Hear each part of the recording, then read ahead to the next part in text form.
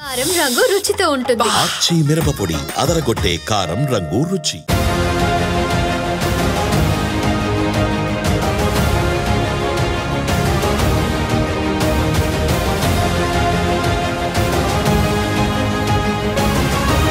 Political junction వర్తమాన రాజకీయాలపై సమగ్ర విశ్లేషణ అందిస్తుంది. నమస్తే, వెల్కమ్ టు ఆదాన్. నమస్తే శ్రీనివాసరావు గారు. నమస్తే రాజేష్ గారు. నమస్కారం అండి. రాజేష్ గారు, శ్రీనివాసరావు గారు, ఈరోజు మన డిస్కషన్లో ముఖ్యమైనటువంటి అంశం, చాలా ప్రధానమైనటువంటి అంశం ఒకటి ఆంధ్రప్రదేశ్ వ్యాప్తంగా చర్చించుకుంటున్న అంశం. ఇప్పుడు జగన్మోహన్ రెడ్డి అరెస్టు దాదాపు ఖాయం అనేది అన్ని వర్గాల నుంచి, అన్ని వైపుల నుంచి తెలుస్తున్న వార్త. ఎప్పుడు చేస్తారు ఏంటనే దాని మీద ఎవరికి క్లారిటీ లేనటువంటి పరిస్థితి. అయితే జగన్ అరెస్ట్ అయితే జరిగే పరిణామాలు ఏంటి? జగన్ అరెస్టుని చంద్రబాబు అరెస్టుతో పోల్చి చూడొచ్చా?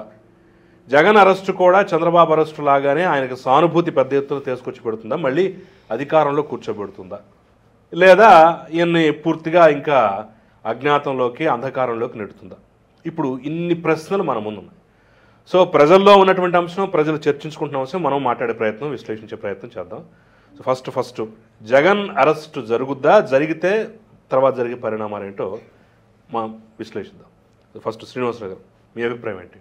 ఇప్పుడు నిజంగానే మీరు లేవనెత్తిన అంశం చాలా ప్రధాన అంశం కింద ప్రజల్లో చర్చ జరుగుతూ ఉంది. అయితే ఒకవేళ చాలామంది ఊహించినట్టుగా అరెస్ట్ అయ్యి జైలుకి వెళ్ళిన రాజకీయ నాయకులు కొంతమంది ఉన్నత స్థానానికి ఎదిగే రాజకీయాల్లో, అలాగని చెప్పి జైలుకి వెళ్ళిన ప్రతి ఓడికి ఆ అవకాశం రాదండి. అరెస్టులందు కొన్ని అరెస్టులు వేరే అని, అలాగే పాదయాత్ర చేసిన వాళ్ళందరూ సీఎంలు అయ్యారని కూడా ఒక సెంటిమెంట్ ఉంది. అలాగని సీఎం లేని వాళ్ళందరూ పాదయాత్ర చేసి ఉండాల్సిన అవసరం లేదు. అలాగే పాదయాత్ర చేసిన ప్రతి ఓడి సీఎం అవరు. ఆ మాట కొత్త షర్మిల గారు కూడా చేసింది. అంటే ఇక్కడ ఒక వ్యక్తిని బట్టి, అతని క్యారెక్టర్ని బట్టి, అతని చరిత్రను బట్టి ఉంటుంది. ఇక్కడ చంద్రబాబు నాయుడు గారి అరెస్ట్కి, జగన్మోహన్ రెడ్డి అరెస్ట్కి వ్యత్యాసం అడిగారు. అసలు ఈ అరెస్టు జరుగుద్దా జరగదా అనేటువంటి అంటే ప్రధాన ప్రశ్న అది. ప్రజల్లో ఇటీవల కాలంలో, అంటే సంవత్సరం కూడా పూర్తి అవ్వలేదు ఇంకా, జగన్మోహన్ రెడ్డి మీద ప్రజల తిరుగుబాటు జరిగి కూటమి ప్రభుత్వం ఏర్పడి ఇంకా సంవత్సరం కూడా పూర్తి అవ్వాలి. ఈ సందర్భంలో ఆ విజయోత్సవం లేదా ఆ తిరుగుబాటు తాలూకు ఇంకా పచ్చిగానే ఉంది ప్రజల్లో. దానికి తోడు జగన్మోహన్ రెడ్డి కూడా ఓటమి, ఘోర పరాభవం తర్వాత కూడా అతనిలో ఒక సమీక్ష కానీ, ఓటమి కారణాలు కానీ వెతుక్కునే ప్రయత్నం చేయలేదు. తిరిగి అతను ప్రజలను బయటకు వచ్చి బెదిరిస్తున్నాడు. ప్రజలంటే తన ప్రత్యర్థులను అవ్వచ్చు, కానీ ప్రజలు దాన్ని ఆ కోణంలో తీసుకుంటారు, మళ్ళీ వస్తే ప్రమాదమేమో రా అని.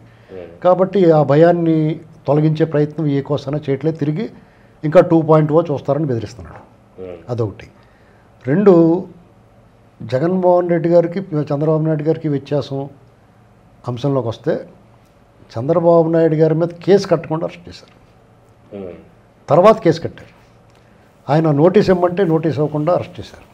తర్వాత పంపిస్తాం, వాట్సాప్లో చూసుకోండి అన్నారు. ఆయన పూర్తిగా చట్ట ప్రకారం వెళ్ళండి, చట్టాన్ని తన పని తాను చేసుకునేవ్వండి అని రిక్వెస్ట్ చేశాడు. వాళ్ళు అదేం కుదరదండి, మీరు సహకరించాలని అడిగారు. సరే అని చెప్పేసి తల వంచుకుని వాళ్ళు వెనక్కి వెళ్ళాడు. ఆ రోజు తెలుగుదేశం శ్రేణులు కానీ, ఆయన అభిమానులు కానీ, సానుభూతిపరులు కానీ ఎవరైనా అడ్డుకోవడానికి ప్రయత్నం చేస్తే కూడా అడ్డుకోవద్దు, మనం ఎవరైనా కూడా చట్టానికి అతీతం కాదు, చట్టాన్ని తన పని తను చేసుకునేవ్వండి అని చెప్పాడు. కాబట్టి ఆయన ఎలా ఏ రకంగా ఇబ్బంది పెట్టారు, ఆయన్ని డీమోరలైజ్ చేయడానికి ప్రయత్నం చేశారు. అప్పుడు కట్టారు కేసు ఆయన మీద. పొద్దున్న శాంతా కూర్చోబెట్టి విచారణ పేరుతో ఆయన అంతా హ్యూమిలేట్ చేశారు. మెయిన్ అది ఏం జరిగిందో చూసాం మనం. ఆయన మీద ప్రజలకున్న నమ్మకం ఏంటంటే, ఆయన తప్పు చేసి ఉండడం అనేటువంటి నమ్మకమే ఆయనకు సానుభూతి రావడానికి కారణం. ఆ టైమింగ్ కూడా అలాంటిది. ఉత్తిపున్నను అరెస్ట్ చేశారు. ఆయన ఇబ్బంది పెట్టడానికి అరెస్ట్ చేశారు. జగన్మోహన్ రెడ్డి ఓటమిని అంచులు పెడుతున్నాడు కాబట్టి చంద్రబాబు నాయుడు గారిని అరెస్ట్ చేస్తే వాళ్ళ శ్రేణులు స్థైర్యాన్ని దిగజార్చవచ్చు అన్న ఉద్దేశంతో చేశాడనేటువంటిది ఒకటి. అలాగే చంద్రబాబు నాయుడు గారు తన 40 ఏళ్ళ రాజకీయ జీవితంలో ప్రజల కోసం ఏ రకంగా పాటుపడ్డాడో, ప్రజల భవిష్యత్తు గురించి ఏ రకంగా ఆలోచించాడు అనేటువంటిది మర్చిపోయిన వాళ్ళు కూడా గుర్తొచ్చింది. దానివల్ల ఆయనకి ఆ రకమైన రెస్పాన్స్ వచ్చింది. ఇక జగన్మోహన్ రెడ్డి గారు అరెస్ట్ అంటే ఒక రకంగా చెప్పాలంటే మొన్న ఓట్లు వేసిన వాళ్ళే కాకుండా ఇంకా కొంతమంది అదనంగా జగన్మోహన్ రెడ్డి గారిని ఖైదు చేయాలని కోరుకుంటున్నారు, బలంగా కోరుకుంటున్నారు. ఇది వాస్తవం, యాక్చువల్గా ప్రజల్లో ఉన్న ఆకాంక్ష. అయితే ఇప్పుడున్న ప్రభుత్వం చట్టాన్ని ధిక్కరించి కానీ రూల్ ఆఫ్ లా పాటించకుండా కానీ ఎవరిని కూడా అరెస్ట్ చేయరు. జగన్మోహన్ రెడ్డి గారని కాదు, చూడండి విడుదల రజనీ గారిని కానీ, పేరు నాని మిసెస్ని కానీ, రోజా గారు నోటుకొచ్చినట్టు మాట్లాడిన రోజా గారిని కానీ వాళ్ళని ఇంతవరకు టచ్ చేయలేదు. అలాగే చంద్రశేఖర్ రెడ్డిని కానీ, పెద్దిరెడ్డిని కానీ, సిదిరి అప్పలరాజుని కానీ ఇంకా చాలామందిని వాళ్ళ జోలికి పోలేదు. ఇంకా అంటే వీళ్ళు అక్రమంగా లేదా కక్ష సాధింపుగా చేయాలనుకుంటే కూడా 2 నిమిషాల పని. రాజ్యం, స్టేట్ పవర్, ఫుల్ పవర్స్ తోటి ఉంటుంది. కాబట్టి ఇవన్నీ వాళ్ళు విధానపరంగా చట్ట ప్రకారంగా రాజ్యాంగానికి లోబడి వాళ్ళ మీద విచారణ జరిపి దర్యాప్తులో నిజానిజాలు బయట తీసి ఆధారాలు పూర్తిగా సేకరించిన తర్వాత మాత్రమే వాళ్ళ చర్యలు ఉంటాయనేటువంటి మనం భావించవచ్చు. ఇక జగన్మోహన్ రెడ్డి అంటారా ఆయన్ని హరిహర బ్రహ్మరుద్రాదులు కూడా కాపాడలేరు, ఒకవేళ ఎవరన్నా అతను కాపాడాలనుకున్నా కానీ. ఎందుకంటే అతను ఎస్టాబ్లిష్ అయి ఉన్నాడు. అతను చేసిన అవినీతి ఈ మద్యం స్కామ్లో స్పష్టంగా అతనే చేశాడు, అతనే సూత్రధారి, వీళ్ళందరూ పాత్రధారులు, వాళ్ళంతా కలిపే చేశారనేటువంటి స్పష్టంగా అర్థమవుతుంది. అయితే దానికి మన కళ్ళ ముందు ఒక హత్య జరిగినా సరే ఇది నేను చూశానని చెప్పాలి అక్కడ వచ్చి. ఇది మన చట్టంలో ఉన్న ఇది మన న్యాయ సూత్రాలు. దానికి అనుగుణంగా వాళ్ళ ఆధారాలు సేకరించి పకడ్బందీగా చేయటం కోసం లేట్ అవుతూ వచ్చింది. ఇది గ్యారంటీగా అరెస్ట్ అవుతాడు, కానీ అది ఎప్పుడనేటువంటిది మనం చూడాలి. ఎందుకంటే ED enter the dragon, ED అంటే ఎన్ఫోర్స్మెంట్ డైరెక్టరేట్ అనుకుంటారు, కాదండి ఎంటర్ ది డ్రాగన్. ఒకసారి వాళ్ళు ఎంటర్ అయ్యారంటే వాళ్ళ ద్వారానే అరెస్ట్ అవుతాడు. ఎందుకంటే ఇందులో మనీ లాండరింగ్ ఉంది. కాబట్టి వాళ్ళు మొదలు పెడితే వాళ్ళు మొదలుపెట్టిన తర్వాత కూడా కొంచెం విచారణ ఉంటుంది. ఇతను 4-5 సార్లు పిలుస్తారు, మాట్లాడతారు, వాళ్ళంతా నిర్ధారణ చేసుకున్న తర్వాత అతన్ని అరెస్ట్ చేయడం జరుగుద్ది. దానికి కొంచెం సమయం పట్టచ్చు. నేనేమనుకుంటున్నానంటే ఆ సమయం ఎంతో కాలం పట్టకపోవచ్చు అని నా అభిప్రాయం, నా పర్సనల్ ఒపీనియన్. ఎందుకంటే బహుశా స్వల్ప వ్యవధిలోనే అతని అరెస్ట్కి అంకురార్పణ జరుగుద్దని నేను అనుకుంటా ఉన్నాను. ఇంకోటి ఏంటంటే జగన్మోహన్ రెడ్డి కూడా అరెస్ట్ని కోరుకుంటున్నాడేమో నాకు అనుమానం ఉంది చాలామందిలో. ఎందుకంటే సానుభూతి వస్తుంది మనకి, కొంచెం జనాల్లో ఇప్పటివరకు పెద్ద ఇష్యూ లేదు, జగన్మోహన్ రెడ్డికి అనుకూలంగా ఒక్క ఇష్యూ కూడా లేదు. ఎందుకంటే ఎవరికాళ్ళు నిరాశపడిపోయి ఉన్నారు, చాలామంది నాయకులు పారిపోయారు, ఇంకా వదిలి వెళ్ళిపోయడానికి సిద్ధంగా ఉన్నారు. వాళ్ళందరినీ నిలదొక్కోవాలంటే ఏదన్నా ఒక మూమెంట్ రావాలంటే అలాంటి కూడా ఒకటి అరెస్ట్ అయితేనే మూమెంట్ వస్తుందని. ఈ లోపు ఇప్పుడు అరెస్ట్ అయిన వాళ్ళు ఉన్నారు కదా, వాళ్ళందరినీ చూసి రకరకాల ఇష్యూలు లేపడానికి ట్రై చేస్తున్నారు. కులం అనేటువంటిది కూడా తీసుకొచ్చడానికి ప్రయత్నం చేస్తున్నారు. ఇక్కడ మనం చూడాల్సింది ఏంటంటే ఒక మానవీయ కోణాన్ని చూడాలి. ఈ మద్యం స్కామ్లో అవినీతి, దోపిడీ ఇదంతా ఒక పార్ట్, భయంకరంగా దోచేశారు. అయితే మానవీయ కోణం ఏంటంటే అనేక కుటుంబాలు రోడ్డున పడిపోయినాయి, అనేక మంది అనారోగ్యం పాలయ్యారు, పూర్తి స్థాయిలో వాళ్ళకి కిడ్నీలు కానీ పేగులు పుళ్ళు పడిపోవడం కానీ, చాలా ఇల్లు ఒళ్ళు కూడా గొల్లైపోయింది. ఆ కోణంలో కూడా చేస్తే వీళ్ళ మీద హత్యా నేరం నమోదు చేయాలి. ఇది ఆ కోణంలో కూడా దర్యాప్తు సాగాలని చెప్పేసి మాలాంటి వాళ్ళని కోరుకుంటాం.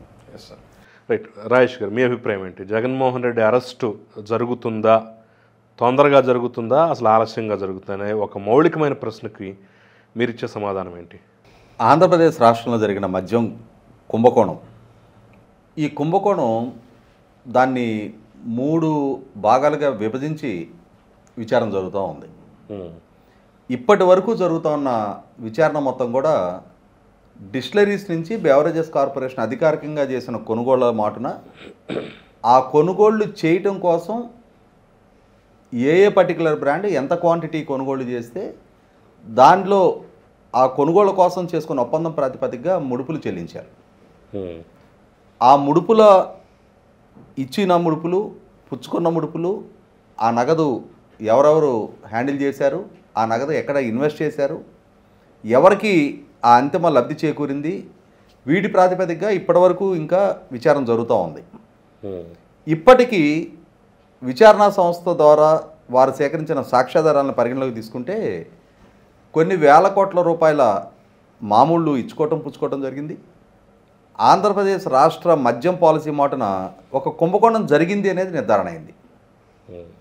ఎవరెవరు ఇందులో ఇన్వాల్వ్ అయ్యారు అనేది, ఏ పాలసీ అంటే ఏ మద్యం పాలసీ తయారు చేయడానికి ఎవరెవరు బాధ్యులు, మద్యం పాలసీ తయారు చేయటం వల్ల ఎవరెవరికి ప్రయోజనం చేకూరింది, ఇవన్నీ with documental evidence, forensic evidence, technical evidences తోటి వీటన్నిటిని నిర్ధారణ చేస్తూ వచ్చారు.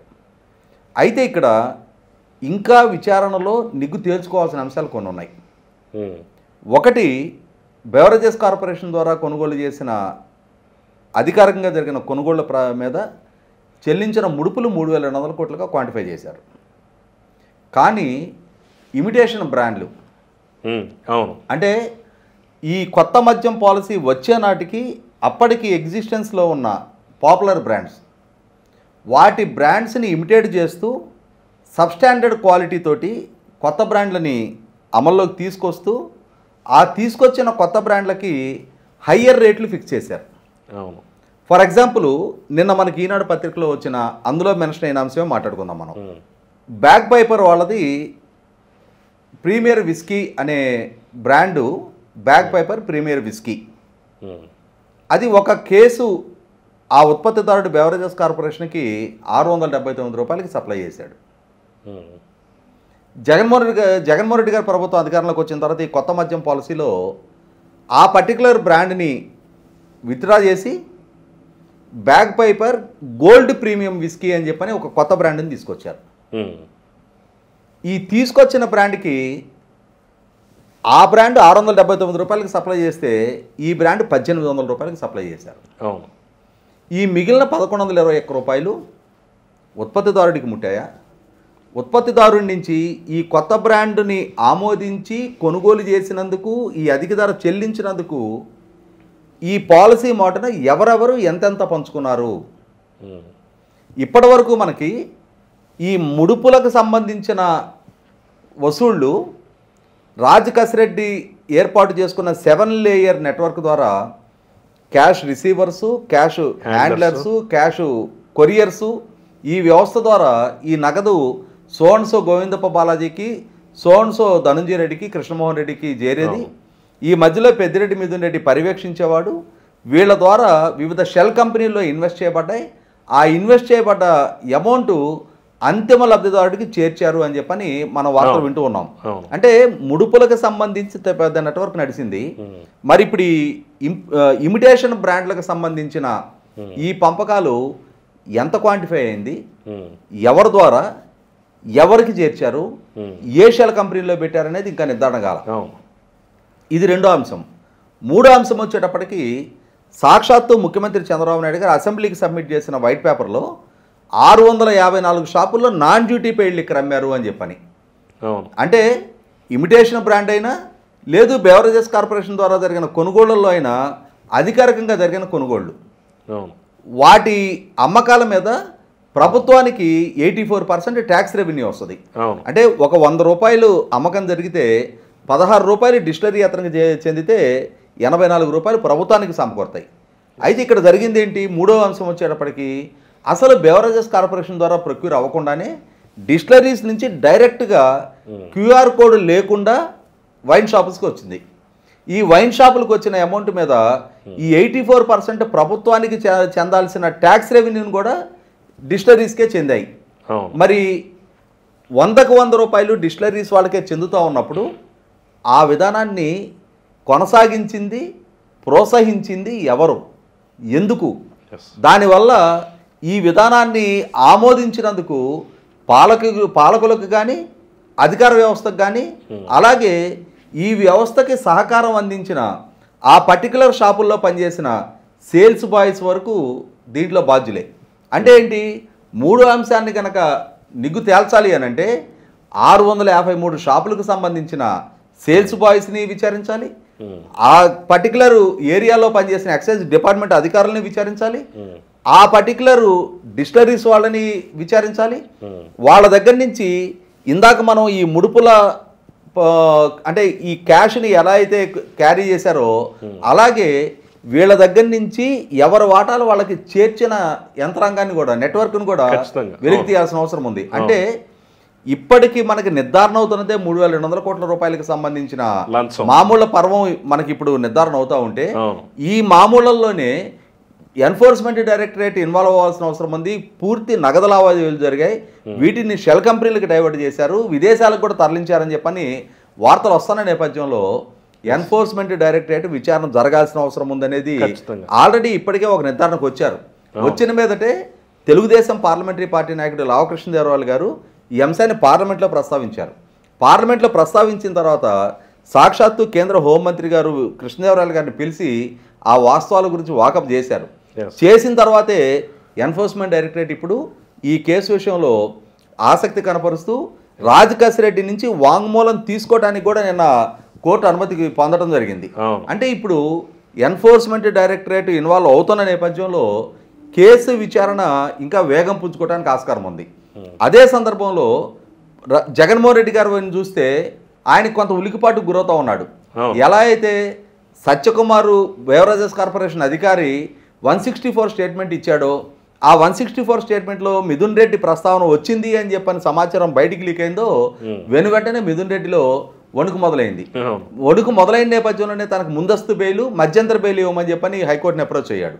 అంటే కేసు నమోదు కాల, కేసులో మిథున్ రెడ్డిని ఎఫ్ఐఆర్లో చేర్చక ముందే ఒక రకమైన ఉలికిపాటుతో అతను ఎలా అయితే ముందస్తు బెయిల్కి అప్రోచ్ అయ్యాడో ఇప్పుడు ముఖ్యమంత్రి జగన్మోహన్ రెడ్డి గారు, మాజీ ముఖ్యమంత్రి జగన్మోహన్ రెడ్డి గారు కూడా ఇంకా తన ప్రస్తావన ఎఫ్ఐఆర్లో మెన్షన్ కాకుండా ఇంకా తనకి విచారణకు నోటీసులు అందకున్నా కూడా ఈ రోజు కాకపోతే రేపు నా అరెస్టు తథ్యం అని చెప్పని ఆయన ఒక నిర్ధారణకు వస్తూ ఉన్నాడు. ఆ వస్తూ ఉన్న నేపథ్యంలోనే ఇప్పటికి అందుతున్న సాక్ష్యాధారాల ప్రకారమే ఆయన ప్రమేయం నిర్ధారణ అయింది. కాకుంటే అసలు అంటే పూర్తి స్థాయి ఈ కుంభకోణం వాల్యూమ్ ఎంత, ఎన్ని వేల కోట్ల రూపాయలు చేతులు మారాయి, ఎన్ని వేల కోట్ల రూపాయలు విదేశాలకు తరలింపబడ్డాయి, విదేశాలకు తరలించడానికి ఉపయోగపడ్డ మీన్స్ ఏంటి, ఎవరెవరు దానికి సహకరించిన వాళ్ళు ఉన్నారు, ఏ సూట్ కేస్ కంపెనీలు ఈ మనీ లాండరింగ్ సహకరించాయి, వీటన్నిటినీ ఇంకా వెలికి తీయాల్సిన నేపథ్యంలో కేసు విచారణ ఇంకా పూర్తి స్థాయి కొలికి రావడానికి ఇంకా కొంత టైం పట్టుద్దని నేను భావిస్తా ఉన్నా. ఇంకా సాంకేతికంగా నిర్ధారణ కావాల్సిన అంశాలు ఇంకా చాలా ఉన్నాయి. ఆ నేపథ్యంలో ఇమ్మీడియట్గా ఈ 10 రోజుల్లోనో 2 వారాల్లోనో 3 వారాల్లోనో జగన్మోహన్ రెడ్డి అరెస్టు సాధ్యం కాకపోవచ్చు. ఖచ్చితంగా జగన్మోహన్ రెడ్డి అరెస్ట్ అనేది 100% తథ్యం. కానీ ఇంకా పూర్తి స్థాయి సాక్ష్యాధారాలు వెలికి తీయాల్సిన నేపథ్యంలో విచారణ ఇంకా లాజికల్ కంక్లూషన్కి రావాల్సిన నేపథ్యంలో ఇంకా కొంచెం టైం పట్టుద్దని నేను భావిస్తా ఉన్నా. ఖచ్చితంగా సార్. ఇప్పుడు ఇంకొక అంశం, మీరు చంద్రబాబు నాయుడు గారి అరెస్ట్కి జగన్మోహన్ రెడ్డి మీద ఒకవేళ కేసు ఇప్పుడు నమోదు అయితే అరెస్టు జరిగితే ఈ రెండు పోల్చి చెప్పాలి అంటున్నారు. ఇక్కడ గమనించుకోవాల్సింది ఏంటంటే ఈ కేసుల విచారణ జరుగుతున్న తీరు, చంద్రబాబు నాయుడు గారి మీద స్కిల్ డెవలప్మెంట్ ఆరోపణలతోటి జగన్మోహన్ రెడ్డి గారి ప్రభుత్వం 2023 సెప్టెంబర్ 9న ఆయన అరెస్ట్ చేశారు. అయితే ఇక్కడ గమనించుకోవాల్సింది ఏంటంటే 2021 డిసెంబర్లో ఆ కేసు నమోదైంది. ఆ కేసు నమోదైన 21 నెలల తర్వాత చంద్రబాబు నాయుడు గారి మీద ఎఫ్ఐఆర్లో ఆయన పేరు చేర్చడం జరిగింది. అయితే ఇక్కడ గమనించుకోవాల్సింది ఎఫ్ఐఆర్లో ఆయన పేరు చేర్చి ఆయన అరెస్ట్ చేసే సందర్భానికి ఆయన మీద ఉన్న ఛార్జెస్ ఏంటి అని కానీ, ఆయన్ని కనీసం ఒక నోటీస్ ఇచ్చి వివరణ తీసుకునే ప్రయత్నం కానీ, ఆయన ప్రమేయాన్ని నిర్ధారించే సాక్ష్యాధారాలు కానీ లేదు, రాష్ట్ర ముఖ్యమంత్రిగా ఆయన తీసుకున్న నిర్ణయాల ప్రాతిపదికగా ఆయన మీద ప్రివెన్షన్ ఆఫ్ కరప్షన్ యాక్ట్ కింద కేసు నమోదు చేయాలి అని అంటే గవర్నర్ గారి నుంచి ముందస్తుగా తీసుకోవాల్సిన 17A అనుమతి కానీ ఇవేవి తీసుకోకుండానే చంద్రబాబు నాయుడు గారిని అర్ధరాత్రి పూట ఆయన అరెస్ట్ చేశారు. ఈ అరెస్ట్ జరిగిన ప్రక్రియ కూడా ఎలా జరిగింది, ఈ కేసు విచారిస్తున్న సిట్టు కార్యాలయానికి కోతవేడు దూరంలో తెలుగుదేశం పార్టీ కేంద్ర కార్యాలయం ఉంటుంది. ఆ కార్యాలయం నుంచి కొద్ది కిలోమీటర్ల దూరంలో చంద్రబాబు నాయుడు గారి నివాసం ఉంటుంది. వీళ్ళు ఎప్పుడైనా సరే చంద్రబాబు నాయుడు గారిని మాకు మీ మీద ఈ విచారణలో మీ వివరణ కావాల్సిన అవసరం ఉంది, మీకు వ్యతిరేకంగా ఈ సాక్ష్యాధారాలు కనిపిస్తూ ఉన్నాయి, మీకు ఈ విధమైన అవినీతి సొమ్ము ముట్టినట్టుగా మా దగ్గర ఆధారాలు ఉన్నాయి, దీని మీద మీరు వివరణ ఇవ్వండి, మేము మీకు నోటీస్ ఇస్తున్నాం, మీరు వచ్చి మా దగ్గర సంజాయిషి ఇవ్వండి అని చెప్పని అడిగే ప్రయత్నం చేయాల. అంటే ఆ కార్యాలయానికి పక్కనుండగానే వాళ్ళ ప్రయత్నం చేయాల. ఆయన రాజకీయ పర్యటన నిమిత్తం నంద్యాలలో ఉండగా ఇక్కడి నుంచి అక్కడికి వెళ్ళి అక్కడ అరెస్ట్ చేసి మళ్ళీ ఇక్కడికే తరలించుకొచ్చారు. అంటే ఏంటి, అక్కడ ఒక పొలిటికల్ ఎజెండాలో భాగంగా జగన్మోహన్ రెడ్డి గారు తెలుగుదేశం శ్రేణులకు ఒక సంకేతం పంపించాలి అనుకున్నారు ఆయన. ఏమని? మీ నాయకుడు మీ శ్రేణుల మధ్య మీ అందరి సమక్షంలో ఉండగానే నేను అరెస్ట్ చేసి తీసుకురాగలను అని చెప్పని ఒక సవాలు విసరదలుచుకున్నాడు. ఆ సవాలు విసిరాడు. చంద్రబాబు నాయుడు గారిని అరెస్ట్ చేశారు. అరెస్ట్ చేసిన సందర్భంలో కూడా చంద్రబాబు నాయుడు గారు పదే పదే ప్రశ్నించారు, ఏ ప్రాతిపదిక మీద ఏ కేసులో ఏ ఆధారాలతో నన్ను అరెస్ట్ చేస్తున్నారు అని చెప్పని. మిమ్మల్ని అరెస్ట్ చేస్తాం, మిమ్మల్ని కోర్టుకి తీసుకెళ్లే లోపుగా మీకు ఏ కేసు ఏ ఛార్జెస్ అనేది మేము వివరణ ఇస్తాము అన్నారు. అన్నారే కానీ ఆయన మీద కోర్టుకి సబ్మిట్ చేసిన రిమాండ్ రిపోర్టులో కానీ ఆయన మీద ఛార్జెస్ ఏంటో చెప్పలా. ఆ రిమాండ్ రిపోర్ట్లో కూడా ఏమని చెప్పారు? చంద్రబాబు నాయుడు గారిని ఇప్పుడు విచారించి మేము సాక్ష్యాలు సేకరించాలి అన్నారు. సహజంగా సాక్ష్యాధారాలు సేకరించి ఆయన పాత్ర నిర్ధారణ చేసుకున్న తర్వాత ఆయన విచారణకు సహకరించుకుంటుంటే, ఆయన నోటీసులకు స్పందించుకుంటుంటే అప్పుడు అరెస్ట్ చేయాలి. కానీ ఈ ప్రక్రియ ఎక్కడా ఫాలో కాల. కానీ ఇప్పుడు ఈ కేసులో వచ్చేటప్పటికి 1కి 2 సార్లు 3 సార్లు ఎవరైతే ఆరోపణలు ఎదుర్కొంటున్నారో వాళ్ళకి నోటీసులు ఇస్తున్నారు. వాళ్ళు నోటీసులకు స్పందించకుండా పరారవుతూ ఉన్నారు. వాళ్ళు న్యాయస్థానాలను అప్రోచ్ అవుతూ ఉన్నారు. న్యాయస్థానాల్లో సహజ న్యాయ సూత్రం ప్రకారం సుదీర్ఘ పోరాటాలు జరిగిన తర్వాత, వాళ్ళకున్న అన్ని ఆప్షన్స్ క్లోజ్ అయిన తర్వాత అప్పుడు వాళ్ళ అరెస్టులు జరుగుతూ ఉన్నాయి. అంటే చంద్రబాబు నాయుడు గారి ప్రభుత్వం ఇవాళ డ్యూ ప్రాసెస్ ఫాలో అవుతూ ఉంది. జగన్మోహన్ రెడ్డి గారి ప్రభుత్వం ఎప్పుడు ఎక్కడ ఏ స్టేజ్లో కూడా అసలు ఆ ప్రొసీజరే ఫాలో కాల.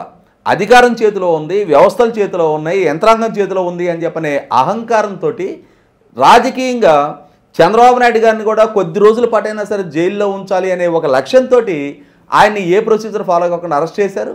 అరెస్ట్ చేసిన తర్వాత కూడా అంటే సెప్టెంబర్ 9 చంద్రబాబు నాయుడు గారు అరెస్ట్ జరిగితే జూన్ 4 ఎన్నికల్లో జగన్మోహన్ రెడ్డి ఓడిపోవడం జరిగింది. అప్పటి వరకు చంద్రబాబు నాయుడు గారి పాత్రను నిర్ధారించే, ఆయనకి అవినీతి సొమ్ము చేకూరింది అని చెప్పనే సాక్ష్యాధారాలు కానీ, లేదు చంద్రబాబు నాయుడు గారి వల్ల ఈ విధానపరమైన తప్పు జరిగింది అనే ఒక డాక్యుమెంట్ ఎవిడెన్స్ కానీ కోర్టుకు సబ్మిట్ చేయలేపారు. అంటే ఇక్కడ ఈ ఆనాడు జగన్మోహన్ రెడ్డి వ్యవహరించిన తీరుకి ఇవాళ చంద్రబాబు నాయుడు గారి ప్రభుత్వం విచారణ జరుపుతున్న తీరుకి మధ్య హస్తి మస్కాంతకం తేడా ఉంది అనేది వాస్తవం. ఎస్, ఖచ్చితంగా సార్. ఇప్పుడు చాలామంది అరెస్ట్ గురించి ఒక క్లారిటీలతో ఉన్నా సరే ఇప్పుడు జరగదు, ఆ ప్రొసీజర్ ఫాలో అవుతారనేటువంటి అంశం తెలియవస్తున్నా, జగన్మోహన్ రెడ్డి దానికి ప్రిపేర్ అవుతూనే తన శ్రేణుల్ని ప్రిపేర్ చేస్తూనే ఏదో ఒకటి తన అరెస్ట్ జరిగితే అసలు అనుకోని సంఘటనలు చేయాలనేటటువంటి ప్లాన్లో ఉన్నాడని ఒక పక్క, చంద్రబాబు నాయుడుకు మించి ఇంకా ఎక్కువ సానుభూతి కోసం ప్రయత్నాలు చేస్తున్నాడని ఇంకో పక్క, భారతిని కూడా రంగంలోకి దింపి ఆవిడని ముందు పెట్టి రేపు కథంతా నడిపిస్తారు, దీన్ని బేస్ చేసుకొని రేపు ఎన్నికల్లో గెలిచే ప్రయత్నం చేస్తారు, దానికోసం ఎన్ని వ్యూహాలను పొందుతారని చెప్పేసి ఇలా రకరకాల వాదనలు వినిపిస్తున్నాయి కదా. నిజంగా అంత సెంటిమెంట్ వర్కౌట్ అయ్యే అవకాశం ఉందా? ఇప్పుడు సెంటిమెంట్ వర్కౌట్ అవుద్దో వర్కౌట్ అవుదో వాళ్ళకి అనవసరం అండి. వాళ్ళ ప్రయత్నం అయితే చేస్తారు. ఎందుకంటే వాళ్ళకి మద్దతుగా నిలిచిన వాళ్ళు ఎవరెవరు ఉన్నారో వాళ్ళకి ఐడెంటిఫై అయ్యి ఉన్నారు. వాళ్ళందరి చేత డెఫినెట్గా లా అండ్ ఆర్డర్ ప్రాబ్లం కూడా క్రియేట్ చేస్తారు. దాన్ని ఎదుర్కోవడానికి ఈ ప్రభుత్వం సిద్ధంగా ఉండాలి. అలాగే కొన్ని వర్గాలు అతనికి ఖచ్చితంగా అనుకూలంగా ఉన్నాయి. మేధావుల్లో ఉన్నారు, బాగా చదువుకున్న వాళ్ళు ఉన్నారు, విశ్రాంతి అధికారులు వీళ్ళందరూ ఉంటారు. వాళ్ళందరి చేత ఇది చాలా అన్యాయం అక్రమం అని చెప్పేసి మాట్లాడతారు బయటకు వచ్చి. అయితే అల్టిమేట్గా ప్రజలు కదా ఏదైనా సరే. జగన్మోహన్ రెడ్డి విషయంలో ప్రజలు భయాందోళన నుంచి ఇంకా బయటపడలేదు. ఎందుకంటే అదొక పీడకల కాళరాత్రి. అతను ఏమంటున్నాడు, పగలో రాత్రి ఉంటుంది, చీకటి తొలిగితే వెలుతురు వస్తుంది అంటున్నాడు. ఇదంతా మ్యానుఫ్యాక్చర్డ్ కేసులు, అంత తయారు చేశారు కేసులు అంటున్నారు. నేనేమనుకుంటున్నానంటే అసలు అతనిలోనే మ్యానుఫ్యాక్చరింగ్ డిఫెక్ట్ ఉందనుకుంటున్నాను. ఎందుకంటే అతను ప్రతి విషయంలో కూడా అడ్డగోలుగా మాట్లాడడం, పచ్చబద్దాలు మాట్లాడడం, ఏమాత్రం నదురు బెదిరి లేకుండా బరితెగించి వ్యవహరించడం అనేటువంటిది వాళ్ళకి అలవాటైపోయింది. ఎందుకంటే ఏమో నదురు బెదిరి లేకుండా అబద్ధం ఆడగలుగుతాడు. మీకు ఎగ్జాంపుల్ వాళ్ళ పత్రికలు కూడా ఏం రాస్తున్నాయంటే, ఈ మద్యం స్కామ్ అంతా చంద్రబాబు గారు వెనకాల వాళ్ళ మనుషులు వీళ్ళందరూ అంటున్నారు. ఇప్పుడు ఆ మద్యం స్కామ్లో ఉన్న నిందితులందరూ కూడా సోషల్ మీడియాలో వైరల్ అవుతుంది. వరుసగా ఒక లంకలో ఒకళ్ళు ఎలాగ వెళ్తున్నారు చూసుకోండి. అంటే నిజంగానే నాకు అది చూస్తే నాకు ఏమనిపించిందంటే, మా చిన్నప్పుడు మా స్కూల్లో డ్రిల్ పీరియడ్ ఉంటుంది, సాయంత్రం ఆడుకోవడానికి వెళ్ళిపోతాం, మంచి ఉత్సాహంగా వరుసగా లైన్ పెట్టేసి వెళ్ళిపోతాం కదా. అలాగే వాళ్ళు జైలుకి వెళ్ళినా లేకపోతే తిరిగి కోర్టుకి వెళ్ళినా తిరిగి జైలుకి వెళ్ళినా కానీ ఎక్కడ కూడా పశ్చాత్తాపం కానీ ఏంట్రా బాబు సిగ్గు కానీ మనం జైలుకి వెళ్తున్నాం పోలీసులో కస్టడీలో ఉన్నామన్న భావన కానీ వాళ్ళు అక్కడ కనపట్ల. అంచేత వాళ్ళకి హ్యూమిలియేషన్ అనేటువంటిది ఉండదు. సాధారణంగా మనం బాడీ షేమింగ్ అది చేయకూడదు, కానీ చాలామంది జైలుకి వెళ్ళిన తర్వాత జైలుకి వెళ్ళక ముందు ఉన్న రూపురేఖ లావణ్యాలన్నీ పోతున్నాయి. అది మామూలుగానే వాళ్ళ కుటుంబంలో కానీ సమాజంలో కానీ వాళ్ళకి ఒక రకంగా హ్యూమిలియేషనే, కానీ వాళ్ళు పెద్ద దాన్ని కేర్ చేయట్లా. ఇక జగన్మోహన్ రెడ్డి గారు ఆయన ఏంటంటే ఖచ్చితంగా ప్లాన్ చేసుకుంటాడు. తను యాక్చువల్గా అతనికి ఎజెండా లేదు.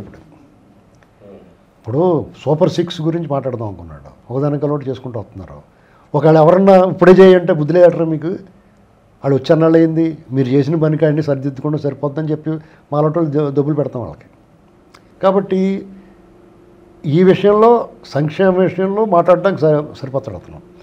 తను బట్టన్ నొక్కానని చెప్తున్నాడు కాబట్టి అది వీళ్ళు కూడా 2000 పెన్షన్ అతను 3000 చేయడానికి మూలిగా 5 ఏళ్ళు పట్టింది. వీళ్ళు 4000 చేస్తే సక్రమంగా ఇచ్చేస్తున్నారు, 1వ తారీఖున అందజేస్తున్నారు. ఉద్యోగుల విషయానికి వస్తే 1వ తారీఖు జీతాలు ఇస్తున్నారు అందంగా. వాళ్ళకి నిరుద్యోగుల విషయంలో డిఎస్సీ చేశారు, ఇలాంటివి చెప్పిన ఎన్ని రోడ్లు వేస్తున్నారు, రిపేర్లు చేశారు, రోడ్లు వేస్తున్నారు. ఇలా ఒక ప్రోగ్రెస్ కనపడుతుంది. అమరావతి విషయంలో కానీ పోలవరం విషయంలో కానీ పెట్టుబడులు తీసుకురావడం కానీ లాంచింగ్ అవ్వడం కానీ ఆ శంకుస్థాపనలు కానీ అమరావతి రీస్టార్ట్కి ప్రధానమంత్రి కానీ తీసుకొచ్చి ప్రజల్లో ఒక విశ్వాసం కల్పించడం కానీ పెట్టుబడిదారుల్లో ఇవన్నీ కొంచెం పాజిటివ్, అంటే ఒక అనుకూల వాతావరణం కనిపిస్తుంది ప్రజల్లో కూడా. యాక్చువల్గా మల్నాటి వాళ్ళు మాట్లాడుకునే దానికంటే కూడా ప్రజల్లో భావన ఎలా ఉంటుందంటే వాళ్ళు స్వేచ్ఛగా ఫీల్ అవుతున్నారు, అమ్మయ్య ప్రశాంతంగా ఉందరా బాబు అనుకుంటారు. ఎప్పుడైతే ఈ యాక్టివిటీస్ పెరిగినాయో అందరికీ చేతి నిండా పని ఉంటుంది, డబ్బులు గడగలాడుతూ ఉంటాయి చేతిలో. వాళ్ళకి ఎప్పుడైతే చేతి నిండా పని, చేతిలో డబ్బులు ఉన్నాయనుకోండి, వాళ్ళకి ఈ దీని మీద పెద్ద దృష్టి ఉండదు, వాళ్ళు పని వాళ్ళు చేసుకుని పోతూ ఉంటారు, హాయిగా ఉంటారు. ఒక ఫీల్ గుడ్ ఫ్యాక్టర్ అన్నమాట. అది గతంలో 5 ఏళ్లలో ఎప్పుడూ లేదు. ఆ ఫీల్ గుడ్ ఫ్యాక్టర్ ఎక్కడ ఉంది? బతుకు భయం కదా, నిత్యం ఈడు ఎవడొచ్చి దుబ్బేస్తాడో సైట్లు గీట్లు. ఇప్పుడు కూడా లోపాలు ఉన్నాయి. ఏంటి, జగన్ ప్రేమికులు ఇంకా ఉన్నారు, జగన్ ప్రేమికులు ఉన్నారు, అధికారుల్లో ఉన్నారు, రాజకీయ నాయకుల్లో ఇప్పుడున్న కూటమి ప్రభుత్వంలో ఉన్నారు కొంతమంది జగన్ ప్రేమికులు, ఇలాంటి వాళ్ళు అందరూ ఉన్నారు. ఉన్నా కానీ దాన్ని వీళ్ళు సరిచేయాలంటే టైం పడుతుందండి. ఎందుకంటే ఇది ఇవాళకి వాళ్ళ వచ్చి చేరిన వాళ్ళు కదా, వాళ్ళంతా 20 ఏళ్ళ నుంచి రాజశేఖర రెడ్డి గారి దగ్గర ఉన్నప్పటి నుంచి వాళ్ళ తాలూకు మనుషుల్ని చాలా విజయవంతంగా చూపించేశారు. మొన్న మీటింగ్ పెట్టుకున్నారన్నారు కదా, ఐఏఎస్లు ఐపీఎస్లు అలాగా. ఆ టైపు డెఫినెట్గా ఉంటారు. వాళ్ళందరి చేత వీళ్ళు పని చేయించుకోవాలి తప్పనిసరి పరిస్థితుల్లో. పని చేయించుకోకపోతే ప్రోగ్రెస్ ఉండదు, ప్రోగ్రెస్ లేకపోతే ఏం చేసావు నువ్వు ఈ గొడవలైనా అంటారు. కాబట్టి ఇప్పుడు చాలా కత్తిమే స్వామి ఇప్పుడున్న ప్రభుత్వానికి. ఈ విషయంలో జగన్మోహన్ రెడ్డి గారు ఏం చేస్తాడంటే ఈ సందులో ఓ చిన్న ఇష్యూని కూడా చాలా పెద్ద ఇష్యూగా చేయగలుగుతారు వాళ్ళు. ఎందుకంటే వాళ్ళు వోకల్, అంటే మాట్లాడే వాళ్ళు ఎక్కువ ఉన్నారు వాళ్ళకి. నిజంగానే అబద్ధంగానే మాట్లాడే వాళ్ళు ఎక్కువ ఉన్నారు. ఎలాగ ఇప్పుడు ఒక పాస్టర్ గారి మరణం ఉంది, దాన్ని ఎంత హడావుడి చేశారు. ఇప్పుడు మళ్ళీ దాన్ని ఒక సంస్మరణ సభలా పెట్టుకుందామని హడావుడి చేస్తున్నారు. చేస్తుంటే డెఫినెట్గా వీళ్ళు పర్మిషన్ ఇవ్వరు, లాండ్ ఆర్డర్ ప్రాబ్లం అంటారు, కావాలని చేస్తూ ఉంటారు అన్నమాట. ఇప్పుడు సంస్మరణ సభ వాళ్ళు మిస్సెస్ వాళ్ళు ఎవరో హైదరాబాద్లో ఎక్కడో చోట పెట్టుకుంటే ఎవరు కాదంటారు, ఎవరిని వద్దంటారా? వాళ్ళు తీసుకొచ్చి ఎక్కడ పెడతారు? ఇలాగనమాట. అంటే దీన్ని ఏవైనా జగన్మోహన్ రెడ్డి గారు చంద్రబాబు నాయుడు గారు అరెస్ట్ చేసిన సమయం కానీ సందర్భం కానీ అరెస్ట్ చేసిన తీరు కానీ మోపిన అభియోగాలు కానీ సరిగ్గా లేవనేటువంటిది అందరికీ తెలిసిందే, వాళ్ళకి రివర్స్ అయింది అది. అలాగే ఇప్పుడు వీళ్ళు ఆచి తూచి పర్ఫెక్ట్గా రాజేష్ గారు చెప్పినట్టుగా వాళ్ళు ప్రతి అంశాన్ని మైక్రో లెవెల్లో పరిశోధించి దర్యాప్తు చేసి వాళ్ళు అభియోగాలు మోపడం అనేటువంటిది వీళ్ళకి అడ్వాంటేజ్. ఎందుకంటే కొంచెం లేట్ అయినా సరే పర్ఫెక్ట్గా ఫిక్స్ అవుతారు వాళ్ళు. అయితే ఇక్కడ ఏమవుతుందంటే ఈ ఆలస్యం అవడం వల్ల జగన్మోహన్ రెడ్డి అండ్ గ్యాంగ్ వాళ్ళ అరెస్టులు, వాళ్ళ మీద చర్యలు ఆలస్యం అవ్వటం వల్ల జగన్మోహన్ రెడ్డికి మేలు జరగట్లేదండి. కూటమి ప్రభుత్వానికి కొంచెం చెడ్డ పేరు వస్తుంది, ఒత్తిడి పెరుగుతుంది, ప్రజల్లో కసి ఇంకా పెరుగుతుంది. ఇక్కడ మన ప్రతి వాళ్ళు ఏమన్నారంటే ఇప్పుడు కూటమి ప్రభుత్వంలో పెద్దలు కూడా ఏం ఆలోచిస్తున్నారంటే వీళ్ళని ఎవరన్నా అరెస్ట్ చేసినా లేకపోతే మహిళలు అనుకుని వాళ్ళ మీద చర్యలు తీసుకున్నా ప్రజల్లో సానుభూతి వస్తుందేమో, అనవసరంగా మనం ఇబ్బంది పెట్టిన వాళ్ళు ఏదైనా కొంచెం ఇబ్బంది వస్తుందేమో అన్న ఆలోచన ఉంటుంది. డెఫినెట్గా రాజకీయాలు కాబట్టి వాళ్ళు ఆలోచిస్తారు అలాగా. ఇక్కడ విడుదల రజనీ గారి మీద అరెస్ట్ ఎందుకు చేయలేదండి ఆవిడ్ని? ఆవిడ మీద డైరెక్ట్గా వాళ్ళ మరిది గారిని అరెస్ట్ చేశారు కదా. ఇప్పుడు అతను పోలీస్ కస్టడీలో కేసు నమోదైన అతన్ని ఆవిడ తన కారులో పెట్టుకుని పెద్ద గొడవ చేసింది సీఏ గారి మీద. విధులకు ఆటంకం కలిగిస్తున్నారన్న అభియోగం మీద ఆవిడని అరెస్ట్ చేయొచ్చు. ఎందుకు చేయలేదు? అలాగే పేరు నాని గారు మిస్సెస్ డైరెక్ట్గా ఆయనే చెప్పాడు చంద్రబాబు నాయుడు గారు మహిళల జోలికి వెళ్ళొద్దన్నాడని. మరి అదే అడ్వాంటేజ్గా తీసుకుంటారు రోజా గారు మరి ఆ రకంగా ఎలా ప్రభుత్వం ఓడిపోకముందు మాట్లాడింది ఆవిడ, వాళ్ళ ప్రభుత్వం పోయిన తర్వాత కూడా మాట్లాడింది, ఇప్పటికే మాట్లాడుతూ ఉంది. మరి ఆవిడ మీద చర్యలు అంటే ఆవిడకి సంబంధించిన కేసుల్లో పూర్తి స్థాయిలో ఆధారాల కోసం వాళ్ళు ట్రై చేస్తూ ఉండొచ్చు. ఇదేమవుతుందంటే ప్రజల్లో ఇంకా అసహనం పెరుగుతుంది. ఇప్పుడు మనకున్న సహనం, మన నాయకులకున్న సహనం ప్రజలకు ఉండాలని ఏం లేదు. వాళ్ళు తప్పు జరిగింది, వాళ్ళు ఎందుకు శిక్షించట్లేదు అని ఆలోచిస్తారు. ఎందుకంటే ఇది గమనించాల్సింది ఏంటంటే అది నిజమా అబద్ధమా మనం అంత తేలిగ్గా అరెస్ట్ చేయలేము అని చెప్పకూడదు. వాళ్ళు జనరంజకం ప్రజాభిప్రాయం ఎలా ఉందో కూడా చూడాలి. రాజశేఖర రెడ్డి గారు ఉన్నారు, ఆయన మహానేత అని చెప్పేసి బోరు నేర్చేశారు, అవునా కదా. ఇప్పుడు ఆయన చనిపోయినప్పుడు వాళ్ళ ఇంట్లో వాళ్ళకి ఒకళ్ళు కూడా జనం రాలేదు, కానీ ఇంతమంది చచ్చిపోయారని చెప్పారు. ఎంతో కొంతమంది చచ్చిపోయారు కదా. ఏంటండి జనం ఏమనుకున్నారు, ఈ మహానేత మన అందరికీ ఉద్ధరించడానికి పుట్టాడు, హఠాత్తుగా అదృశ్యమైపోయాడని బాధపడ్డారు. మరి వాస్తవానికి అది కాదు కదా. నరహంతకుడు అతను ఓచకొత్త కోసేసాడు. చర్చల పేరుతో పిలిపించి వాళ్ళందరికీ మాయం చేస్తాడు. తనకున్నారు మనుషులు మాట్లాడేవాళ్ళు. బషీర్బాగ్ కాల్పుల గురించి మాట్లాడతారు, ముదిగొండ గురించి మాట్లాడరు, సోంపేట గురించి మాట్లాడరు, గంగవరం పోర్టు గురించి మాట్లాడరు, ఎవడన్నా కాకినాడ సజ్జవేషన్లో మాట్లాడరు. వేలాది ఎకరాలు కట్టబెట్టేస్తాడు అతను. దాన్ని అప్పులు తీసేసుకుని వాళ్ళు బాగుపడతారు. మొన్న ఎప్పుడు అరెస్ట్ చేయడం అక్కడ. అందులో వీళ్ళు రాజధాని ఒప్పందం చేసుకుని రైతులతో అది అనవసరం అన్ని ఎకరాలు ఎందుకు అని చెప్పేసి మాట్లాడుతుంటారు. బ్రహ్మరావత్ అని ఇలాంటివి మాట్లాడతారు. అంటే మీకు ఎలాగ ఇన్సర్ట్ చేస్తారు ప్రజలకి, ప్రజల్లో అభిప్రాయం ఏదో ఉందో చూసుకోవాలి. అలాంటి అభిప్రాయం రాబట్టే కదా చంద్రబాబు నాయుడు గారు ఓడిపోయారు. ఆయన ప్రపంచ బ్యాంక్ ఏజెంట్ అనేటువంటిది ఎస్టాబ్లిష్ చేశారు. కానీ నిజం అది కాదు కదా. ఆయన తీసుకొచ్చిన సంస్కరణల వల్ల, ఆయన తీసుకున్న ముందు చూపు వల్ల ఈ రాష్ట్రం ఇవాళ ఇలాగ ఉంది, రెండు రాష్ట్రాలు కూడా. ఇది గమనించుకోవాలి. ఎందుకంటే ప్రజల అభిప్రాయం ఎలాగ ఉందో దానికి అనుగుణంగా పోవాలి. జనరంజకం అంటారు దాన్ని. అలా పోవాల్సిన బాధ్యత కూడా వీళ్ళ మీద ఉంది. అప్పుడప్పుడు ఇప్పుడు సినిమాల్లో కూడా చాలా సీరియస్ సినిమాలో కూడా ఐటమ్ సాంగ్ ఎందుకు పెడతారు అనుకుంటున్నారు, కాదు రిలాక్స్ అవ్వడానికి. అప్పుడు దడేలు మనం ఒకళ్ళు లోపల వేసారు ఇంకా అమ్మాయి అనుకుంటారు జనం. ఎందుకంటే అంత ఉక్కపోతకు గురయ్యారు, అంత హెరాస్మెంట్కి గురయ్యారు అందరూ కూడా. అంటే ప్రత్యక్షంగా బాధితులు ఉన్నారు, పరోక్ష బాధితులు ఉన్నారు. వీళ్ళిద్దరినే చూసి బాధపడే వాళ్ళు ఉన్నారు.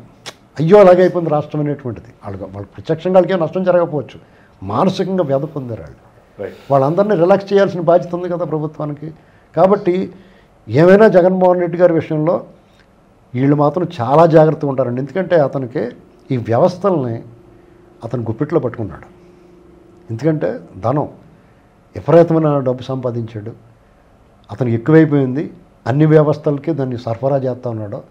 వీళ్ళు అతని ఆర్థిక మూలాల విషయంలో ఆ కోటలను బద్దలు కొట్టకపోతే, ఆ పుట్టలను వెలిగి తీయకపోతే అతను ఎప్పుడు ఏం చేయలేడండి. మీరు వీళ్ళు రెండు కోణాలండి. అతను చేసిన అవినీతి, అరాచకం, ఈ రెండు విషయాల్లో అవినీతి విషయంలో అతను ఆర్థిక మూలాలను కొట్టాలి, అరాచక విషయంలో అమానవీయ కోణం, ఇలాంటి ప్రజల ప్రాణాలు హరించే విషయాల్లో మద్యం స్కామ్ కానీ, వీళ్ళు చేసిన దౌర్జన్యాలు, దాడులు కానీ, దుర్మార్గంగా వ్యవహరించడం కానీ, చంపి ఇంటికి డెలివరీ ఇవ్వడం కానీ, ప్రతి అంశంలోనూ ఇతని ఇన్వాల్వ్మెంట్ ఉంది. ఇతను ఎస్టాబ్లిష్ చేయాలి. ఎందుకంటే చంద్రబాబు నాయుడు గారు ఇసుక ఫ్రీగా ఇస్తే నువ్వు ప్రభుత్వాన్ని నష్టం చేసేవని కేసు పెట్టారు. అసలు రింగ్ రోడ్ లేకుండా రింగ్ రోడ్ ఉందన్నారు. మరి ఇవాళకి కూడా ఆ కేసు ఎందుకు తేలలేదు? చంద్రబాబు నాయుడు గారు ఏం ఫ్రీ అయిపోలేదు తెలుసా మీకు. 17A కోల్డ్ స్టోరేజ్లో ఉంది, తీర్పు రిజర్వ్ చేసి ఉంది. ఆవిడ రిటైర్ అయిపోయింది కూడా ఆ జడ్జి గారు. మరి ఏంటిది? దీని మీద చర్చ జరగాలి దేశంలో. మనం జరగాల్సిన చర్చ ఏంటంటే జగన్మోహన్ రెడ్డి అనేటువంటి ఇవాళ కాదు రేపైనా అరెస్ట్ అవుతాడు. మన చర్చ జరగాల్సింది ఏంటంటే సిస్టమ్ పెర్ఫెక్ట్గా పనిచేసేలా చర్చ జరిగితే అప్పుడు రాబోయే రోజుల్లో ఇంకొంచెం ఆశించిన ఫలితాలు మనం చూడొచ్చు. రైట్ సార్, మీరు గతంలో కూడా అనేక సందర్భాల్లో చంద్రబాబు నాయుడు అరెస్ట్ తర్వాత కూడా మనం మాట్లాడుకున్నాము. ఇక్కడ ప్రధానంగా రెండింటిని మనం పోల్చి చూసినప్పుడు ఒక్క నాయకుడు లేకుండా, ఒక్క రాజకీయ పార్టీ జెండా లేకుండా అనూహ్యంగా కొన్ని దేశాల్లో దాదాపు 50 దేశాలు అంటారు, 100 దేశాలు అంటారు, అనూహ్యంగా ఆ రోజు ఈ అరెస్టుకు వ్యతిరేకంగా ఆయనకు మద్దతు వచ్చింది. ఈరోజు జగన్మోహన్ రెడ్డి అరెస్ట్ అయితే అలాంటి పరిస్థితులు ఉంటాయా? నంబర్ 1. నంబర్ 2, నేను సింగిల్ సింహాన్ని, నేను ధీరోదాత్తుని, నేను ధైర్యవంతునని చెప్పుకునేటటువంటి జగన్మోహన్ రెడ్డి మరి ఆ రోజు చంద్రబాబు నాయుడు కూడా తన అరెస్ట్ కాబోతున్నాడని 4-5 రోజుల ముందే వార్త ఉంది, సమాచారం ఉంది. ఆ సందర్భంలో ఆయన కనీసం తప్పించుకునే ప్రయత్నమో లేదంటే ముందస్తు బెయిల్ లాంటివి ఇలాంటి అసలు ఏ ప్రయత్నం చేయకుండా అరెస్ట్ అయిన 4 రోజుల వరకు కూడా క్వాష్ కోసమే ట్రై చేశాం. మరి ఈయన రేపటి రోజు నాకు నోటీసులు ఇస్తారు, విచారణ అంటారు, అదంటారు, ఇదంటారు, ఆ ఛాన్స్ అయితే ఉండదనుకోండి. మరి ఈయన కూడా ముందస్తు బెయిల్ ప్రయత్నం కోసం గల్లీ నుంచి ఢిల్లీ వరకు వెళ్ళిపోయి చేస్తాడంటారా, లేదంటే చేస్తే చేసుకోండి అరెస్ట్, నేను జైల్లో కూర్చుంటా అనేటటువంటి విధంగా రొమ్ము విరిచి ముందుకు వస్తాడా? ఇక్కడ చంద్రబాబు నాయుడు గారు అరెస్ట్ జరిగిన నేపథ్యానికి, జగన్మోహన్ రెడ్డి అరెస్ట్ జరుగుతున్న నేపథ్యానికి, జరుగుతుంది అని ఎందుకు అంటున్నానంటే ఇవాళ కాకపోతే రేపు, రేపు కాకపోతే ఇంకొక నెలకైనా సరే జగన్మోహన్ రెడ్డి అరెస్ట్ అనే తథ్యం.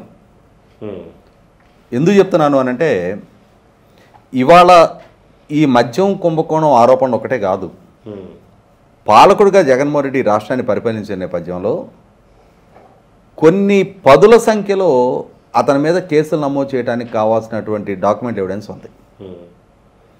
ఉదాహరణకు ఒక 2-3 ఇష్యూస్ చెప్తాను నేను. చంద్రబాబు నాయుడు గారు ప్రకృతి వనరైన ఇసుకని ఉచితంగా ప్రజలకు ఇచ్చారు అని చెప్పిన కారణంతో అలా ఇవ్వటం వల్ల ప్రభుత్వ ఆదాయానికి గడ్డి కొట్టారు అని చెప్పని చంద్రబాబు నాయుడు గారి మీద జగన్మోహన్ రెడ్డి గారి ప్రభుత్వం కేసు నమోదు చేసింది. అంటే ప్రభుత్వ ఆదాయానికి నష్టం కలిగిస్తే పాలకుల మీద కేసు పెట్టొచ్చు అని చెప్పని జగన్మోహన్ రెడ్డి గారు చంద్రబాబు నాయుడు గారి మీద కేసు పెడుతూ నిర్ధారణ చేశాడు. మరి ప్రజావేదికని కోట్ల రూపాయల ప్రజాధనంతో నిర్మాణం చేసిన వేదిక కూల్చివేత నిర్ణయం ఎవరిది? ఆయనదే కదా. పవర్ పర్చేసింగ్ అగ్రిమెంట్లో రద్దు నిర్ణయం ఎవరిది? ఆయనదే కదా. మరి ఆయన తీసుకున్న పవర్ పర్చేసింగ్ అగ్రిమెంట్లో రద్దు నిర్ణయం పర్యవసానం కేంద్ర ప్రభుత్వం ఈ చర్య వల్ల ప్రతికూల పరిస్థితులు ఎదురవుతాయని చెప్పని పదే పదే హెచ్చరిస్తున్నా కూడా ఆయన మూర్ఖంగా ఆ నిర్ణయానికి కట్టుబడి ఉన్న పర్యవసానం ఆ పౌర ఉత్పత్తి సంస్థలు సుప్రీంకోర్టుకి వెళ్ళి వాళ్ళు నెగ్గిన తర్వాత ఒక్క యూనిట్ వాళ్ళ దగ్గర తీసుకోకుండా 15,000 కోట్ల రూపాయలు ఇతర తీసుకున్న నిర్ణయ పర్యవసానం 15,000 కోట్ల రూపాయల ప్రజాధనం వాళ్ళకి కట్టారు కదా. ఎవరా నష్టానికి బాధ్యుడు? అమరావతి పనుల స్తంభించే నిర్ణయం ఎవరు?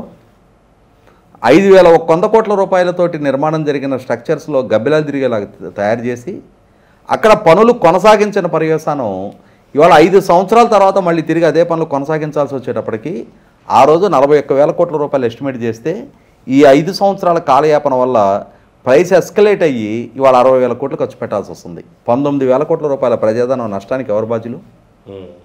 అలాగే సుప్రీంకోర్టు తీర్పు ఉంది, రాజకీయ పార్టీల రంగులు ప్రభుత్వ భవనాలకు వేయకూడదు అని చెప్పని. ఆ తీర్పును ఉల్లంఘించి వైసీపీ పార్టీ రంగులు ప్రభుత్వ కార్యాలయాలకు వేసి ఇష్యూ సుప్రీంకోర్టు వరకు వెళ్ళి సుప్రీంకోర్టు తీర్పుతోటి మళ్ళీ తిరిగి ఆ రంగులు మార్చి వేరే రంగులు వేయడానికి 2,600 కోట్లు ఖర్చు అయినాయి. ఎవరు బాధ్యుడు? పోలవరం ప్రాజెక్టు రివర్స్ టెండర్ వల్ల ప్రతికూల పరిస్థితులు ఎదురవుతాయి, అటువంటి చర్యలకు దిగొద్దు అని చెప్పని పోలవరం ప్రాజెక్టు అథారిటీ కేంద్ర ప్రభుత్వం 1కి 10 సార్లు చెప్పినా కూడా వినక మూర్ఖత్వంతో సక్సెస్ఫుల్గా నడుస్తున్న పనులను స్తంభింపజేసిన పర్యవసానం పోలవరం ప్రాజెక్టు జెస్టేషన్ లేట్ అయింది. అంటే ఆ ప్రాజెక్టు నిర్మాణం పూర్తయి దాని ద్వారా సమాజానికి అందాల్సిన ఫలాలు లేట్ అయినాయి, దాని ద్వారా ఉత్పత్తి కావాల్సిన 960 మెగావాట్ల జల విద్యుత్తు లేట్ అయిపోయింది. అలాగే దాని అంటే ఆ పనులు స్తంభించిన పర్యవసానం ఇవాళ మళ్ళీ తిరిగి డయాఫ్రామ్ వాళ్ళు 990 కోట్లతో నిర్మాణం చేయాల్సి వస్తుంది. వీటికి తోడు అదనంగా 2,500 కోట్ల రూపాయల ప్రైస్ ఎస్కలేట్ అయింది. ఎవరు బాధ్యులు? ఇలా జగన్మోహన్ రెడ్డికి సంబంధించి మనం కేసులు నమోదు చేయాల్సి వస్తే 10ల సంఖ్యలో నమోదు చేయడానికి ఆస్కారం ఉంది. ఇవాళ జార్ఖండ్ ముఖ్యమంత్రి హేమంత్ సోరెన్ గారిని అరెస్ట్ చేశారు. అరెస్టుకి కారణం ఏం చెప్పారు? ఆయన ముఖ్యమంత్రిగా ఉండి తన అధికార దుర్వినియోగానికి పాల్పడి తన కుటుంబ కంపెనీలకి మైన్స్ కేటాయింపు చేసుకున్నాడు అని చెప్పని. మరి జగన్మోహన్ రెడ్డి క్యాబినెట్లో కూర్చొని ఆయనకు సంబంధించిన ఇవాళ ఆయన తల్లి చెల్లి ఎన్సిల్టీలో కొట్లాడుకుంటున్న Saraswati power and industries Chandrababu Naidu గారి ప్రభుత్వం ఆ కంపెనీకి గనుల కేటాయింపు రద్దు చేస్తే తాను ముఖ్యమంత్రిగా తన సొంత కంపెనీకి గనుల కేటాయింపు చేసుకున్న నిర్ణయం జగన్మోహన్ రెడ్డి గారు తీసుకున్నారు. అలాగే ఆనాటి ప్రభుత్వం మొట్టమొదట ఆయనకి గనులు కేటాయింపు చేస్తున్నాడు, 30 సంవత్సరాలకి లీజ్ పీరియడ్కి ఇస్తే దాన్ని 50 సంవత్సరాలకు ఎక్స్టెండ్ చేసుకున్నాడు. మరి హేమంత్ సోరెన్ చేసే నేరానికి జగన్మోహన్ రెడ్డి చేసిన తప్పుకి మధ్య ఉన్న వ్యత్యాసం ఉంది. హేమంత్ సోరెన్ అరెస్ట్ చేసినప్పుడు ఇవాళ జగన్మోహన్ రెడ్డిని ఎందుకు అరెస్ట్ చేయకూడదు? ఇలా మొదలు పెడితే 10ల సంఖ్యలో కేసులు నమోదు చేయడానికి కావాల్సినటువంటి డాక్యుమెంట్ ఎవిడెన్స్ ఉంది. ఇంకొక కేసు ఉంది, ఐఎన్పిఆర్ కమిషనర్గా ఉన్న తుమ్మా విజయ్ కుమార్ రెడ్డి మీద ఇవాళ సాక్షి సంస్థలకి 43% యాడ్ రెవెన్యూ కట్టబెట్టాడని చెప్పని విచారణ జరుపుతూ ఉన్నారు. అనీవెన్ బెనిఫిట్ అంటే సర్క్యులేషన్ ప్రాతిపదికగా కాకుండా ముఖ్యమంత్రిగా జగన్మోహన్ రెడ్డి గారు ఉన్నారు, ఆయన కుటుంబ యాజమాన్యంలో ఉన్న సంస్థలకి ఇవాళ యాడ్ రెవెన్యూ కట్టబెట్టారని చెప్పని తుమ్మా విజయ్ కుమార్ రెడ్డి మీద విచారణ జరుగుతూ ఉంది. మరి కట్టబెట్టిన తుమ్మా విజయ్ కుమార్ రెడ్డి మీద విచారణ జరిపితే పుచ్చుకున్న భారత్ మీద ఎందుకు విచారణ జరపకూడదు? ముఖ్యమంత్రిగా జగన్మోహన్ రెడ్డి గారి పాలనా హయాంలో భయము, పక్షపాతము, రాగద్వేషాలకు అతీతంగా పరిపాలన చేస్తామని రాజ్యాంగం మీద ప్రమాణ స్వీకారం చేసిన ముఖ్యమంత్రి తాను ముఖ్యమంత్రిగా ఉండి తన ప్రభుత్వంలోని ఒక విభాగం ద్వారా తన కుటుంబ యాజమాన్యంలో, తన సతీమణి యాజమాన్యంలో ఉన్న పేపర్కి వేల కోట్ల రూపాయల యాడ్ రెవెన్యూ కట్టపెట్టుకున్నాడు అని చెప్పి నిర్ధారణ అవుతా ఉన్నప్పుడు అసలు అవినీతి అది కదా. అదే సందర్భంలో ఆయన ప్రభుత్వం ద్వారా విడుదల చేయబడిన 596 జీవో, ఆ జీవో విడుదల కాబోతున్న సమాచారాన్ని తొక్కిపెట్టి ఆ జీవోకి వర్తించే లక్షలాది ఎకరాల అసైన్మెంట్ ల్యాండ్లని ఈయన అనుచరులు రాష్ట్ర వ్యాప్తంగా లక్షలాది ఎకరాలు అన్యాక్రాంతం చేసుకొని తర్వాత జీవో విడుదల చేసి తద్వారా ఫ్రీ హోల్డ్ సర్టిఫికెట్లు పొంది ఇవాళ రెవెన్యూ విచారణలో 5,76,000 ఎకరాలు ఇర్రెగ్యులర్గా అంటే అర్హత లేకున్నా కూడా వాటికి ఫ్రీ హోల్డ్ సర్టిఫికెట్లు ఇచ్చారు అని చెప్పి నిర్ధారణ అవుతా ఉంది కదా. అంటే 100కి 100 పాళ్ళు ఎన్ని అంశాల్లో ఎన్ని రకాల ఉల్లంఘనలకి, ఎన్ని వేల కోట్ల రూపాయల నష్టానికి, ఎన్ని వేల కోట్ల రూపాయల ప్రజలు కట్టిన పన్ను డబ్బుకి నష్టం కలిగించాడు జగన్మోహన్ రెడ్డి. వీటన్నిటి మీద కనుక కేసులు నమోదు చేసుకుంటూ వస్తే ఈ రోజు కాకపోతే రేపైనా సరే జగన్మోహన్ రెడ్డి అరెస్ట్ కావడం తథ్యం. ఇప్పుడు జరుగుతూ ఉన్న మద్యం కుంభకోణం ఒకటే కాదు, ఇప్పటికీ వివేకానంద రెడ్డి గారి హత్య కేసు ఇంకన్క్లూజివ్గానే ఉంది.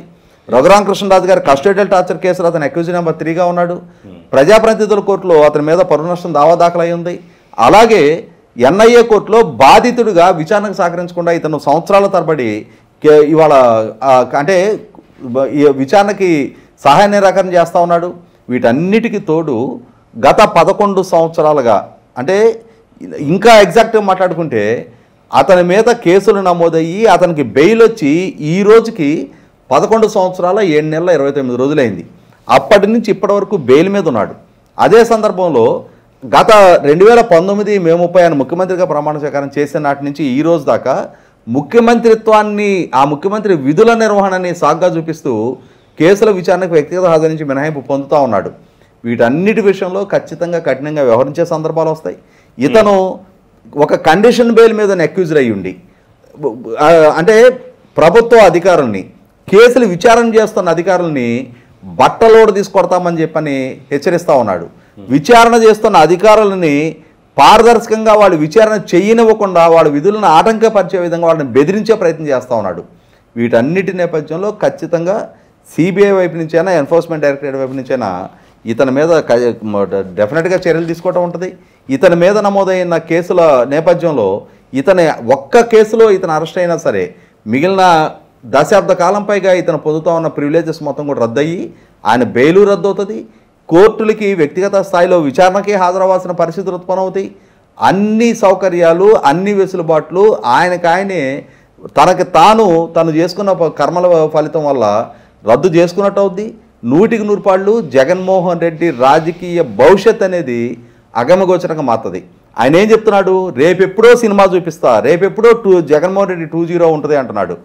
నా అంచనా ప్రకారం అయితే ఇప్పుడు జరుగుతున్న ఈ విచారణల నేపథ్యంలో జగన్మోహన్ రెడ్డి రాజకీయ భవిష్యత్ అనే దానికి శాశ్వతంగా ఆయనే ఒక సమాధి కట్టుకున్నాడు.